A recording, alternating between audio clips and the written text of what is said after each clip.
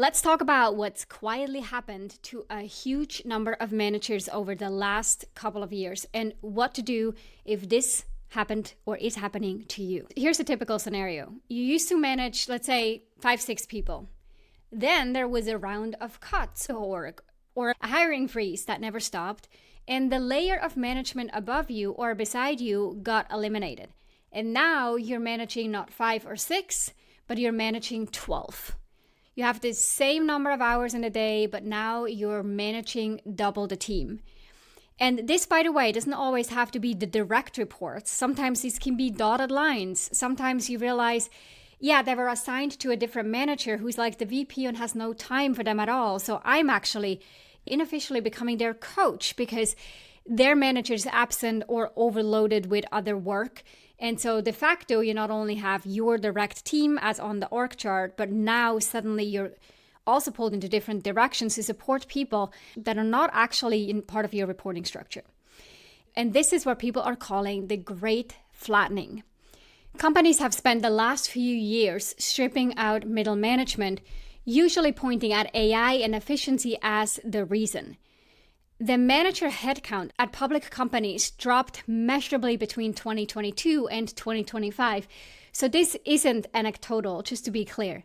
Amazon alone cut something like 14,000 management roles, and the people left standing, at Amazon didn't get a lighter load to go with it, right? The company's still doing the same amount of work.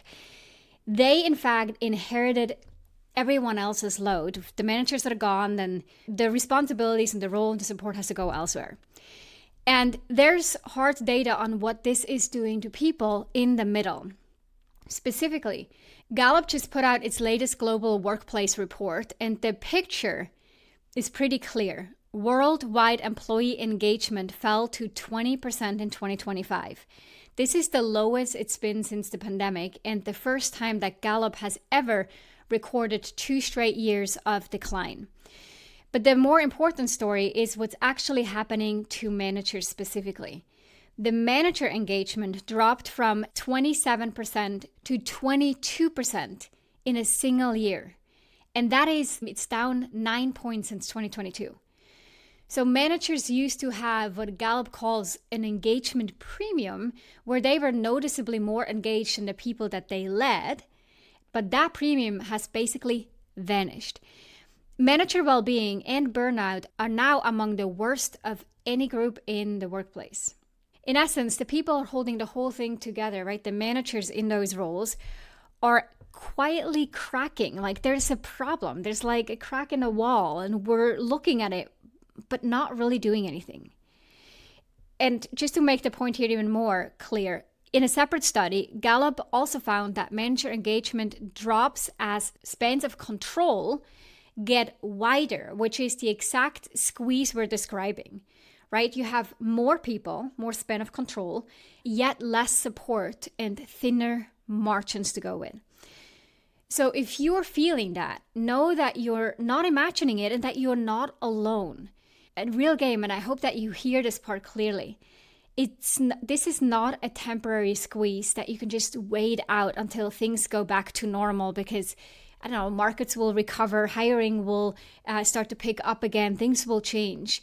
No, the actual job, the actual organizational structure has changed, and you cannot manage 12 people the way that you managed 6. So if you try to run a team of 12 with the same hands-on in every detail kind of style that worked at 6, what ultimately will happen that you'll burn out. And it doesn't need to be the clinical burnout, but it means the burnout where you're just not effectively driving vision and a future and a strategic direction because you feel so depleted. And the people on your team will notice that. They will start to feel somewhat directionless and disconnected to the vision or a purpose. There's survey data showing that after these types of flattenings we've just talked about, a large share of employees say they feel that lack of direction. And a large share of senior leaders also admit that they're drowning in the operational detail that used to be handled by the layer below them. And so that's the trap, right? On both ends, we're burning the candles from both sides. And what I want to talk about here is how not to fall into this, how not to be part of this squeeze where the only two options is to either quit or to burn out. There is another path. And if you want to know what it is, stick with me for the next 15 minutes. Because the numbers around engagement and all of that's the easy part, and they're also not really the point. The point is what you can actually do about it, and that part is what's genuinely in your control. So by the end of this video, you'll know the one mindset shift that makes a bigger team survivable instead of crushing, and a handful of concrete moves that you can put into place this week, plus the single thing most stretched managers quietly drop that actually ends up costing them their best people. So if you get this right and you stop sort of the white knuckling a team that got too big, and instead you start leading it in a way that's sustainable for you and a lot clearer for them, for your team, then that is a win-win. So let's start here. First, why getting good at this early matters? And it matters a lot right now. Beyond just surviving your own week, there's a bigger, more strategic reason to get good at this quickly. This is the survival skill of this whole era. When companies flatten, the managers who keep their jobs are the ones who can actually hold a wide span without the whole thing falling apart. While initially a whole lot of managers were laid off, again, because of orgs or AI, at least so we've been told, what I believe will happen in the future is that companies will strategically look to and retain managers that can hold a wide span of responsibilities without the whole thing falling apart. And the ones who can't, the ones who need a small team to function, are the ones who will start to look expensive and ultimately replaceable. And so it's not only about keeping your job, it's about where you're headed in your career. Many senior leaders right now are stretched thin, and many of them are also a little nervous. And what they're desperate for is someone they can hand a big, complicated group to and trust that it'll run without constant hand-holding. That's key, not just for their own sanity, but also for their ultimate success. So when you're seen as the person who could navigate this, you don't just survive the flattening, but you actually become more valuable because of it. So that wider span of responsibilities that's breaking other managers can be the exact thing that gets you promoted if you learn to run it well. So your leadership then actually becomes scalable, and it doesn't just grow incrementally, a couple people every year. No, you can quickly scale from, the 6 to the 12 to the 20 to the 50 to the hundreds. And what I hope the encouraging part here to be is that what actually decides your success in this is not the team size, not necessarily the organization, but your skill and specifically how you spend your hours. 2 managers with 12 reports each can get completely different results based on what they choose to do with their time. And so, factually, we know if one can do it, then why wouldn't the other one be able to do it? That is then a learnable skill. And the people who learn it early pull away from everyone else, just to underscore that one more time. The trap, and of course there's always one when this stuff is not easy, most brand managers got promoted because they were good and hands-on and reliable. You were the person who knew every detail, caught every problem, could jump into any task, right? And that reliability, that expertise, that instinct is what made you successful and build a reputation. And when your team doubles, the same instinct will tell you to just work harder. Stay later, sit in more meetings, review more things, be the hero at twice the scale. And I want to give you here a real example because this is so common, and I see this with the managers I work with all the time. So one specific manager went from 6 reports to 13 after her company cut an entire layer in the org. And her instinct here was to protect her team by absorbing sort of almost the whole hit by herself. She just wanted everyone to kind of smoothly ride out this reorg and this transition. And she took it on herself to be the buffer. So she kept every weekly one-on-one that the employees had. She kept reviewing everything personally. She kept her open door policy and ultimately just stretched her own day to make the math on the hours and minutes work. And she did that for about 3 months. And on the outside, it looked pretty heroic. And of course, her team loved her and thought she handled it really well. But then it started to look like exhaustion. 12-hour days, her best people were frustrated because they were stuck waiting on her for approval. She became a bottleneck. The newer folks on the team started to kind of drift away, not fully be engaged. They felt like accountability was missing because the manager wasn't able to check in as often. She wasn't able to really coach and support them. And this may start to look like she's failing at managing the 13 people, but she did exactly what helped her succeed at managing the smaller team, now with the bigger team. And so how would this not lead to success? That was hard to conceptualize. Maybe intellectually she kind of got it, but in the day-to-day work, she would retrieve back, especially in stressful situations, to those success strategies that she's developed as she was successfully running that team, the smaller team. But with the larger team, this all just doesn't work. The math isn't mathing, as kids would say. If you break this down, if you are spending 2 hours a week per person on a team of 6, you do not have 2 hours a week per person on a team of 12. You have 1 at best. So if your way of managing depends on you personally touching everything, that model will break between, jumping from the 6 to the 12. And no amount of effort puts it back together. So this concept of the harder I work, the more successful I will be, and the harder I work, and any challenge can just be overcome by working harder, that no longer works. The only thing that works with that model is it gets you to a burnout faster.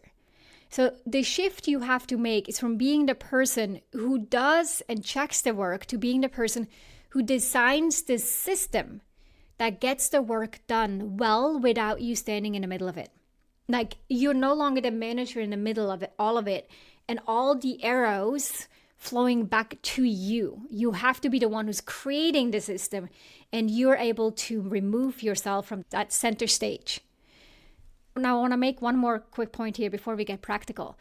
When a layer gets cut, your team feels that too, right? They watch their colleagues leave, and many of them start to wonder if they are going to be next. So part of leading a flattened team is naming that, right? Being open and transparent instead of pretending the reorg never happened. Now, you don't need to know all the answers or know all the reasons for why the reorg happened. Something as simple as, hey, I know the last few months have been unsettling and I won't pretend otherwise. Now, here's what I can tell you. Here's what we're going to do. And here are a few things that I don't know yet. This addressing both what you do know and what's clear, what you don't know and it's not clear yet, that's a really important point to make, to call out both sides. And when you do, you get so much more trust from your team than when you act like nothing changed or nothing is a big deal. Now, with that said, let's talk about what actually leading into the future in that flattened situation looks like. First is build an operating cadence instead of managing sort of by interruption. When you had 6 people, you could afford to be reactive, handle things as they popped up, keep an open door all day, answer all the quick questions that came your way. But at 12 people, the constant interruption, the constant calls, quick questions and things will eat you alive. So you replaced it with a rhythm, a predictable weekly team meeting where the recurring stuff gets handled in one place with everyone present. You have one-on-ones on a set schedule, and ideally they don't move. You don't need to have the same amount of time with every single person. So you can have certain one-on-ones be 30 minutes, other one-on-ones be 60 minutes. The idea that all one-on-ones with everyone on your team need to be at the same cadence and the same length is a myth. That's not true. Every person on your team needs to be led differently and they need different levels of attention from you. So really adjust to what's actually needed and effective.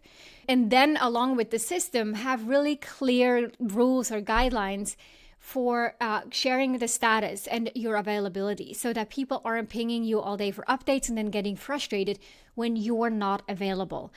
this is probably the biggest issue. It's often not that managers are late with responding to emails or that managers are canceling a one-on-one, although not advised. But if they do, it's also not the issue per se that you might have a 2-3 hour block that you're just not picking up phone calls or responding to emails every day. That in itself is usually not the issue. The issue is that you're not communicating clearly why you do this and what the expectations are for the team. If there's an emergency, here's how to reach me, but generally I will not respond to emails or be available for meetings between 10 o'clock and 1 o'clock, or between 7 a.m. and 10 a.m., or after 4 o'clock, whatever that may be. Because I want to be really effective with my time, or because I need to carve out enough focus time in order to get through all the things that need my focused attention.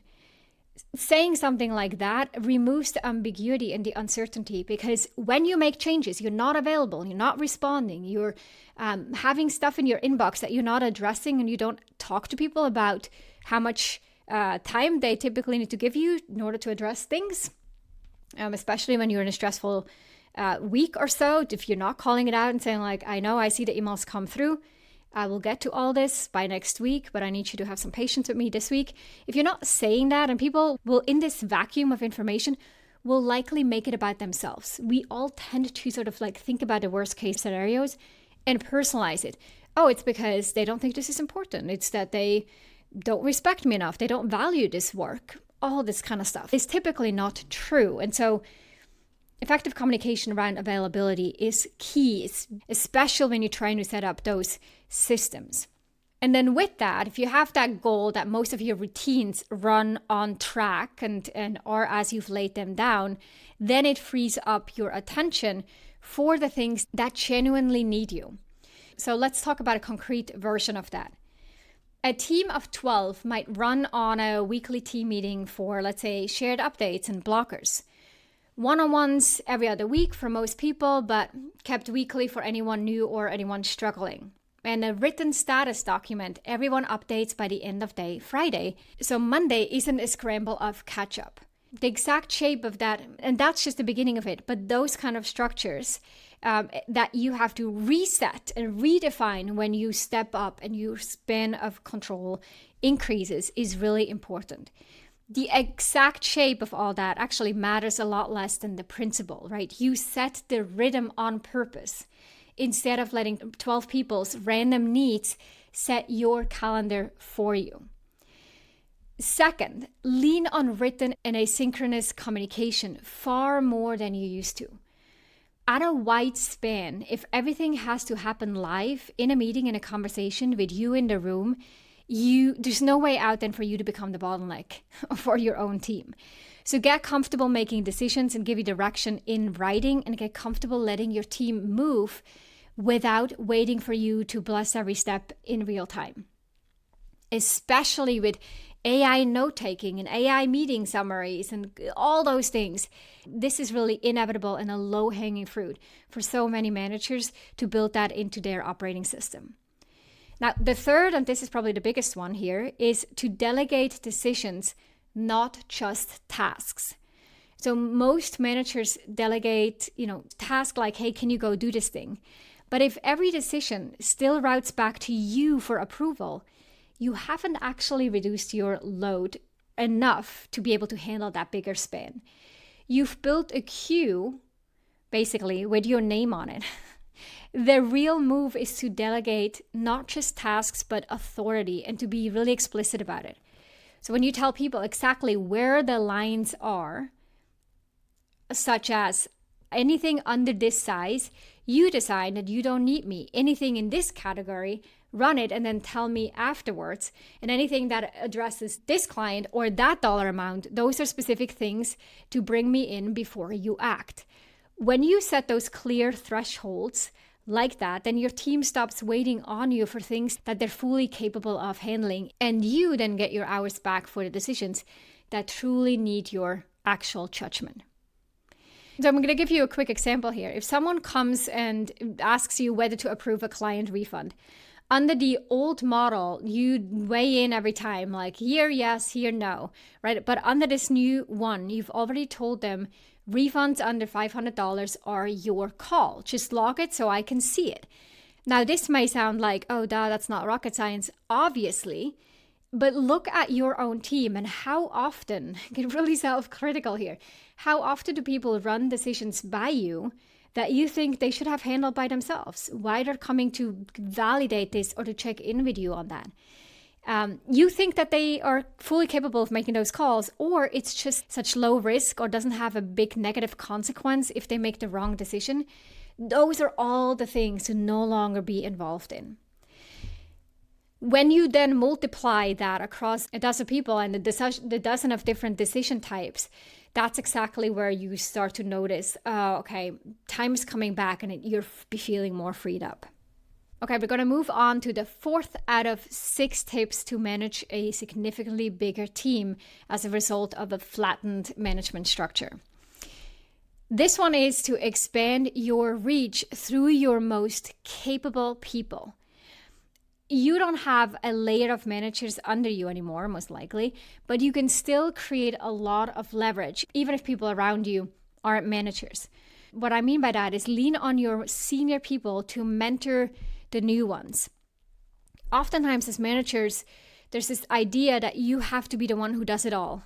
Like you have to be the one who's mentoring, coaching, doing the onboarding plan, managing the hiring process. But that's not actually true. There's this idea of you not being center stage, but building a network where the peers support each other so that not every question lands on your desk. That isn't abdicating your manager position. It's actually building a team that can hold itself up, which is the only way a white span survives over time. So really important, it's a mindset shift that needs to happen first, where you don't see yourself as center stage, but you start to see like, oh no, there's so many that peer relationships and peer collaboration and 4i processes and peer support that can happen that doesn't need to involve you at all. 5th one, and this is one not to skip, protect feedback and development. Because it is the very first thing that gets dropped when we're stretched, and it's actually the most expensive thing to lose. When we're slammed, coaching people can feel like the thing that we can most definitely safely postpone. It's just not the time. I'm too stressed. I'm in a rush. It's too urgent. Later. But it actually isn't. Gallup found that giving each person meaningful feedback at least once a week nearly triples the share of employees who are engaged. That is an enormous return for a small, consistent investment. So even at 12 people, your one-on-ones don't get canceled, right? They get sharper. You want to stop wasting them on status updates, which again, you can do in writing, and you spend that one-on-one time on the things that only you can give in a conversation. And that is feedback and development.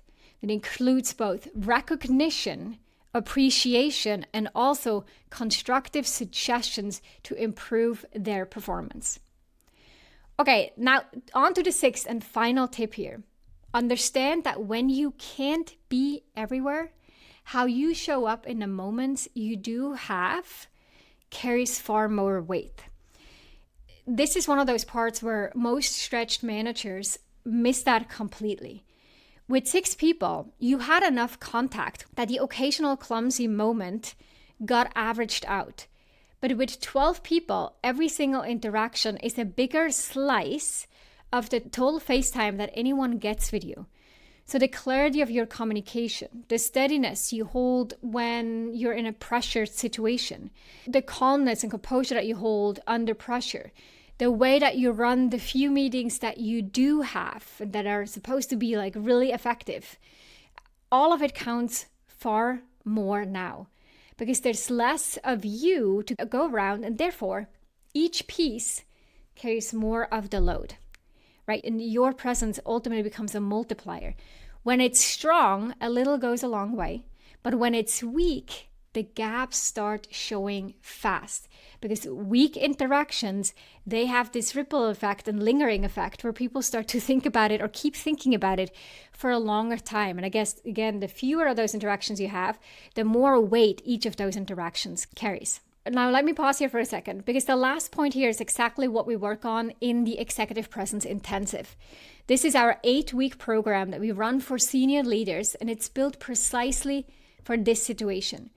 Leaders with more responsibility and less time, who can't rely on being in every room anymore, and who need the way they show up to carry real weight, both with their teams, their peers, and with their senior stakeholders and leaders. In the program, you will strengthen your communication skills, especially when under pressure or when unprepared. You're learning how to hold steady and grounded when everything around you starts to feel uncertain, and how to project certainty. You're going to strengthen your ability to lead a larger group through actual influence, because your messages land more effectively. If you're running a stretched team right now, and you can feel that the way that you show up now carries more weight than it used to, then this is for you. The link to learn more is in the show notes. Okay, so back to it. Here's the bottom line. One last practical piece here, because we tend to forget this. At a wider span, you also have to manage what lands on the team in the first place. When you had 6 people and someone handed you extra scope, right? Something that was not really part of your team, but we could often absorb it. At 12, every yes that you say upwards gets divided across a team that's already pretty full, including yourself. So part of leading well now is being willing to go back up and say, hey, we can take this on, but here's what comes off the list of priorities to make room for this new thing. Or here's the timeline that's realistic at our current size. That isn't pushing back and not being a team player for its own sake. It is about protecting the team's ability to actually deliver, which is a core part of your job. So this whole flattening of the middle management layer isn't a storm to wait out. I think this is the key message here. It is a new shape of the job, and the managers who adapt to it and learn how to lead bigger teams and don't just hang on to their old success strategies that allowed them to be successful managers with a smaller team, those are the ones that will get ahead, because the skill of running a wide span well is rare, and senior leaders are looking for it. So let's stop trying to be the hero who touches everything, even if that sounds compelling, and instead start being the architect who builds a team that runs well without you in the middle of it. Set the cadence, delegate the decisions, protect the feedback and development conversations, and make every moment you do have count for more. The manager who needed a small team to be good just became fragile. The one who can lead a bigger team well becomes indispensable. And by the way, it's not that this is all new. Any leader who's moved up and has scaled their leadership from like a team of 5 to 20 to 50 to hundreds, right? As I said earlier, every single manager has to go through a complete rewriting of their operating system, their leadership system, because the things that work with a small team do not work with a bigger team, including how you manage your time, how you communicate, how often you meet, how you delegate, how you make decisions, and all of that. And this is the moment to start building these skills, even if you're still managing a small team. Like, pay attention to how you will prepare for leading a bigger team. If you're able to create extra buffer on top of managing your small team, you can spend that extra time at either, learning AI or leaning into strategic initiatives, but you're also demonstrating to other senior leaders, hey, I got us. I got this team and I can actually do more. And that, again, is what is the value add in a time where the middle layer is shrinking and is having a hard time, which is what we can see in those engagement numbers. Okay, that's it for today. I'll be back next week with another episode of the Manage Your Track podcast. See you then. If you enjoyed this episode, then check out 2 other awesome resources to help you become a leader people love to work with. This includes a free masterclass on how to successfully lead as a new manager. Check it out at arcova.org/masterclass. The second resource is my best-selling book, The Confident and Competent New Manager: how to quickly rise to success in your first leadership role. Check it out at arcova.org/books or head on over to Amazon and grab your copy there.